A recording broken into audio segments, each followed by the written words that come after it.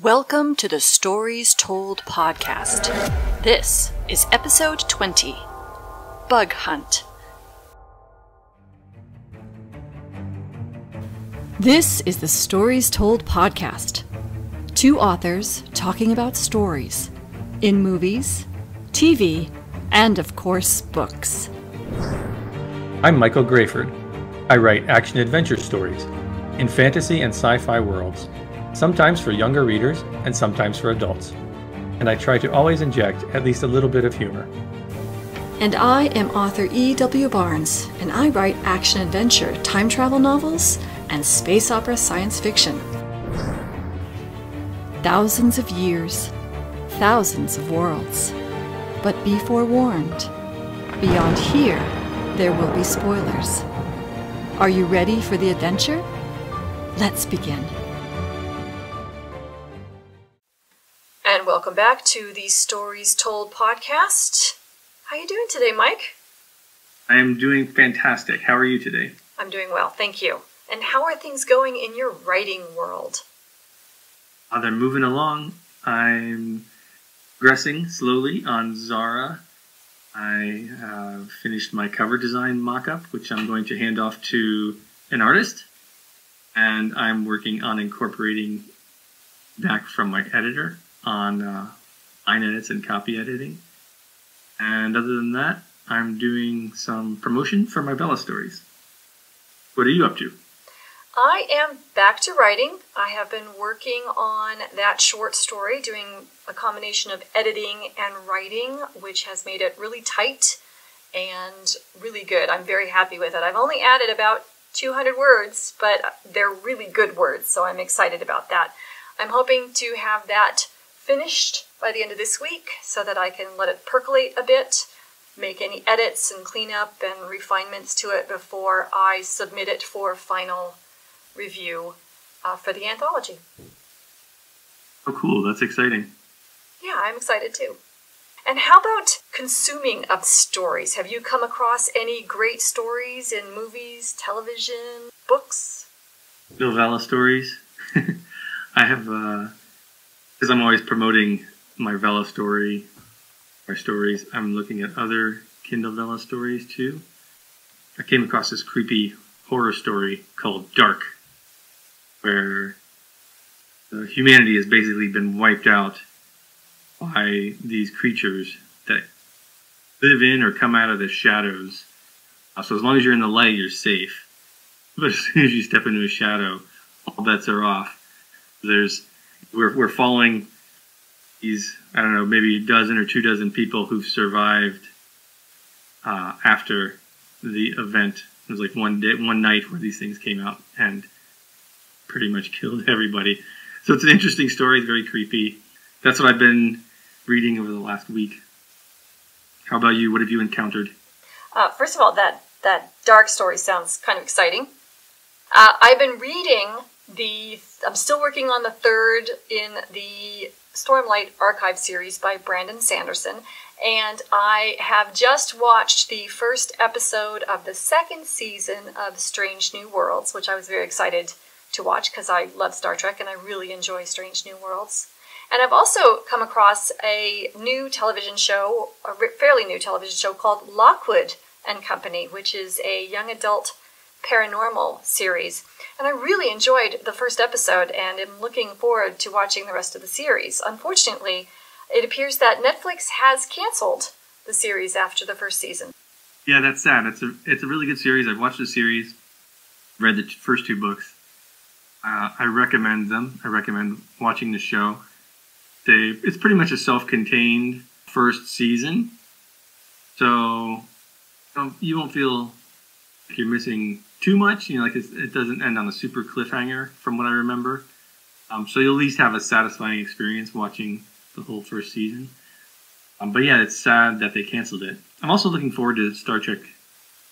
What is it? Brave New World? Is that what it is? Strange New Worlds. Or Strange New Worlds. Sorry, different sci-fi. Yeah, I think I saw the whole first season. I don't know. I lost Paramount Plus at some point, but I've signed up for it again, so I'm looking forward to watching that too. I hope you enjoy it. You too. And we will put links to all of the television, books, Vela, etc. that we have just discussed in the show notes below. Are you ready to talk about Stargate SG1 Season 3 Nemesis? Yes, I am. All right, let's get going.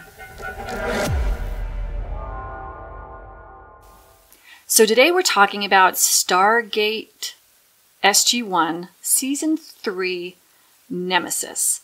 And I am going to read the summary from the Stargate fandom wiki. Thor's ship is above Earth and is overrun with an Asgard's nemesis that is even more powerful than the Goa'uld, the Replicators. Colonel Jack O'Neill and SG1 are beamed aboard to find out a way to stop them before they can infest Earth. So what did you think of this episode? I really like this episode. I always like when there's a villain that you're scared of and then find out, oh, something worse than that. Or at least from your ally's perspective, in this case, they're dealing with this other threat that they think is worse.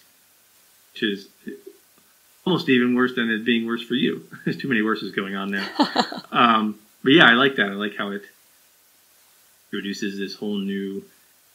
It's hard to call them villains. It's just this threat to not only Earth, but to the Asgard, which makes it more powerful, I think. I kind of like how the Replicators are this universe's version of the Borg. Definitely, right? It's like it definitely has that feel to it. They've got a mandate. So with the Replicators, it's replication and seeking out the highest technology. And with the Borg, it's assimilation and accomplishing perfection. Yeah, very similar. And to me, it's and with the Replicators, they are, and both the Replicators and the Borg are removed enough from sort of a human context that it's very difficult to connect with them. There's not a lot of empathy or compassion because they are so different. Yeah, it's a powerful sort of enemy that they're going up against because, like you said, it's not something you can reason with. Right. It's just programming. To me, it's one of the terrifying concepts in science fiction because it's easy to envision us creating bots that replicate themselves and then to imagine that going out of control. Like we're already kind of heading in that direction in some sense with all the latest that's going on with AI. Sure, and it's a classic Frankenstein story. The story of science going bad. Yeah, exactly. Yeah. Really, really bad. I like the opening of the story. I think, this is a recurring theme in our reviews of Stargate SG1. They do a good job catching your attention right from the beginning of the episode, right there. Everyone's calm in the base. Sam is just, experimenting with her things, and Jack is about to go on vacation, and then all of a sudden he's zipped away. He's just teleported out. It's such a great opening. Yeah. And I like it because it develops your characters without being a character development episode. Yes, that's true. That's a very good point. You've got 30 seconds of character development across the board. It's warm, it's engaging, it's believable, but that's not what the episode's about. Yeah, at the beginning you're wondering, okay, where's this going? Is Jack's going to have some crazy adventure fishing? Yeah, and then once you get into the meat of the episode, you get there, O'Neill gets to the ship. Thor is dying. It's kind of a surprise. You imagine these beings like being around for so long, being ancient and, being able to withstand anything. And right off the bat, it's like, uh-oh, something's really bad here. The Asgard are having issues. That's not good. Yeah, and it's bad if the Asgard can't handle it. That's a great setup. Yeah, it really is. They personalize it to not only Earth and SG1, but Jack specifically, when Thor basically tells him, well, you're probably going to be dead too now. Yeah. Yeah. And that's, and I think you're right. It's the personalization, because in order to stop the replicators, O'Neill is going to have to die himself. And he even specifically orders his team not to join him, because this is essentially a mission with no way out. Yeah. I mean, he knows what he's in for.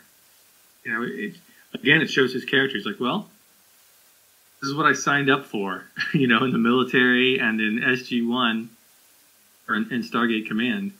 It's almost like he accepted this a long time ago. Okay, this is the day. Yeah, I mean, and that's was his goal on the Abydos mission in the original movie. After the loss of his son, he intended to not come back. So you're right, he's always prepared for that eventuality. Wisely, I think, tells his companions, no, don't come here. This is the end. I'm going to do what I can from here. No need to risk anyone else's lives for this. And he's also really angry when they show up. Yeah. I gave you people a direct order. It was awesome. Yeah. And I thought that all worked really well. Thought they did a good job too of ruling out solutions of, what if we try this? No, that's not going to work. What if we try this? That's not going to work. And forcing them to get creative. Yes. From a writing perspective, that's something I try to do with my stories. I don't know that I'm always that successful. I think it's good. It's like to put that stress on your characters and force them to think of new solutions to problems. Because you don't want it just to be, oh, we came up with a solution, we did it, and it's easy, and we move on to the next one, right? That's not interesting. So having them struggle, overcome, I think makes a story much more engaging. Yeah, and I actually made a note of that myself. I enjoyed how each scene was plausible and built on the previous scene as a natural and logical next step in trying to solve this problem. And I loved the end solution of teleporting the Stargate to the ship. I thought that was great. I would not have thought of that. That was very clever. I agree. And it also was a wonderful way of keeping Stargate Command engaged in this story. Most of the story takes place on the ship after the team goes to the ship, but we still have Stargate Command responding to this threat, this imminent threat, and it was a great way of keeping them engaged and understanding what was happening on Thor's ship. And that's a good point, because ultimately, even though, you know, the setup for this was replicators are a threat to the Asgardians, the imminent threat is to Earth. Like this ship comes to the planet, that's it. You can see what's going to happen. They're just going to replicate out of control, and that's the end. We have to have Stargate Command ready to do something, and it was good. The crossover, I thought, worked really well. So, was there anything that you didn't like about this episode? Let me think. I will say there's a couple of times I kind of faded out a bit in the middle. They're just kind of trying to figure things out, running around, shooting replicators or whatever. Kind of lost focus a bit there. One of the things that bothered me, and I think this would have been easily fixed, was their shooting of the little replicator spiders with, the firearms to break them apart. Sometimes it worked and sometimes it didn't. I didn't like that inconsistency. Okay. Without an explanation. And they could have easily given me an explanation, later, right, when they're analyzing it or something, saying, oh, sometimes the bullets, disconnect to the Wi-Fi and they can't communicate with each something. And then it just seems random why it works and doesn't work. I didn't like that. Then it's something you can't rely on. And it seems more a convenience for the writers to use it when they want to. Or maybe a convenience for the CG people, the special effects people. It could be that too. Because since it wasn't really discussed in dialogue, it's entirely possible it was an effects decision as opposed to a story decision. No, that could be. Yeah. The not necessarily something to improve, but I was kind of surprised that Hammond would let Sam and Teal'c teleport up to the ship, because much like Jack, he knows what the stakes are. He knows he's potentially sending people to their deaths every time he sends them on a mission, and then sending them up there seemed necessary, or like a risk that he didn't have to take. And but he said that they had a way out. Yeah, I think that's why I didn't really like it, because I didn't really buy their solution with the shuttle somehow saving them. Like, what is the shuttle going to do? It's going to fly up there, they're going to jump out into space and go into the shuttle? Like, I didn't understand what their plan actually was. It sounded a bit hand-wavy to me. Yes, I agree, because not being an expert in what NASA sends up into orbit, I still don't think that it's possible just to get the shuttle out and send it up. I think that's a multiple weeks long process when it was available to get it set up, get it put on a launch pad, get it, I don't think it's something you can do. Another I don't think it's something you can do on a whim. Right, yeah, that's another aspect of it. It's like, I guess if they had part of the show just like a shuttle standing by, but why would they? I mean, they don't regularly encounter alien crafts above the planet. On the other hand, in the world where the Stargate exists, it's possible that they might have a shuttle standing by that just isn't talked about, that it's kept secret. The problem is if memory serves, you can't just leave a rocket on a launch pad because of the stresses and the weight. Maybe someone who really understands, that kind of physics and about rocketry can go ahead and contribute in a comment below to let us know if that's even possible or not. Yeah, and even if it was, like you said, the physics and the engineering issues, if there are any, aside, and they have something ready to go just in case a go-all ship comes in or something. I don't know what our little shuttle's going to do, but again, you can solve that in the story by mentioning that, right? Yeah. Prep the secret shuttle, right? Something, just a word or two that says, okay, we have this thing. We haven't told you about it before, but it's there. And they didn't do that. It all seemed so implausible to me. Yeah. It seemed like just an excuse to have Sam and Teal'c teleport up there. Otherwise, like where we started this conversation, why would they take that risk? Yeah. I think it would have been better to make it more about the characters. Sam is the only one who can do the thing that needs to be done, so she has to go up. And I don't know why Teal'c would need to, but Teal'c can help off the replicators while Sam and Jack implement some solution. Like, that would have made more sense to me than, oh, we have this bay off the ship somehow that we're just pretending it's there. Anyway, not a huge issue. What about you? Is there other stuff that you would improve in this one?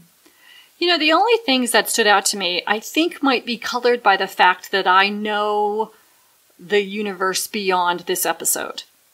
For example, there was a lot of heightened energy around Teal'c and his being stuck outside the ship after, he did his extravehicular activity, and, how he was in danger. Except that in future episodes, he talks about how he can put himself in a state of Kelnorim to conserve oxygen and keep himself alive if threatened by, circumstances where he can't have oxygen or he's, in danger. And so that kind of bothered me a little bit, where there was all this tension about him being outside, when I think I would have preferred him saying, I can put myself in a state of Kelnorim, but then Sam saying, yes, but I can't get the transporter to work. And having the tension be there. And that would just be consistent with future sort of Teal'c canon in the series. Now, that's again influenced by the fact that I know the series. So had I been watching this episode without knowing the series, I probably wouldn't even notice that. Maybe that was kind of niggling in the back of my head too. Maybe because my awareness of I've forgotten 95% of what happens over the course of the series.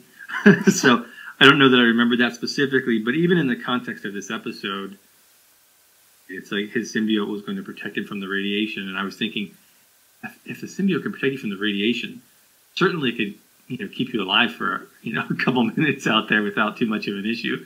With oxygen and stuff, it seems like a comparable level of physical, I don't know what you would call it, taking over your body and making sure you're okay. I felt the same thing without even knowing about his other ability there. And similarly, I actually found myself, again, knowing how the rest of the series plays out, confused as to why the replicators came to Earth. If they seek out superior technology, Earth is not the place to find it. That's a good point. What did they say in the show? I think it was they learned of Earth from their database or something. Yeah, so I guess the only thing that was really of interest to them is just lots of raw material. Yeah, just resources maybe, but... Yeah. And it's a very niggling thing. And again, I wouldn't know it if I didn't know the rest of the series. So there you go. And as I understand it, this episode was written when Michael Shanks actually did have appendicitis and have to have his appendix removed. And so they had to craft this show in a hurry. Which from that standpoint makes this show really good. Because it was tight and it was good. And it gave them the opportunity to keep Daniel out of, to keep Michael Shanks out of the story to allow him time to heal while still putting together a really good episode. So from that standpoint, all these little niggling things are kind of negligible because it's a really good show created on short notice. Yeah, that's funny. I didn't know that. The other thing I liked was in the next episode when Thor says, he comes back, right, he's all fine now, and says, essentially, we need someone dumber than us to come up with a solution to this problem. Yep. That was great. Yeah, I enjoy that. And I love they start incorporating more and more humor into the writing as the series goes on. Yeah, I agree. Okay, so what overall rating would you give to this episode? I'd give this one an 8. How about you? I would give it a 7. I liked it. I love the concept. I love the introduction of the replicators to the Stargate universe. Obviously, we know there's much more to come from this terrifying threat. Like I said, there was a couple times I just lost focus throughout the episode. I don't know if that was just being tired or something. I think in my mind I had merged this episode with the second one as like one episode. So I was expecting more from it than what I got. This was kind of like a setup for the replicators to come. Yeah. And then the next episode was kind of like it amped up the stakes even more and showed you what's going on a little bit more. I think together I would give it a higher rating, but this one itself I'd give a 7. All right, very good.